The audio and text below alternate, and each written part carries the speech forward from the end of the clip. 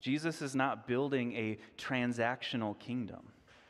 I fear that far too often we have the attitude that Christianity is an I give, I get religion. Do you get what I mean by that? I give, I get. I give a sacrifice, I get blessings. I pray hard enough, I get the prayer. If I faith hard enough, I'll get rewards. This transactional nature of God couldn't be further from the truth, because let me remind you, God doesn't need anything from you. God doesn't need anything from me. He doesn't need our worship. He doesn't need our money. He doesn't need you or me in His kingdom at all. And I don't know who needs to hear this morning, but your lack of faith isn't the reason bad things are happening. God isn't punishing you for not doing enough.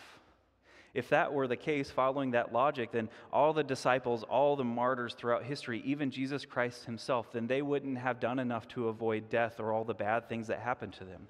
They were somehow faithless. Of course, that makes no sense.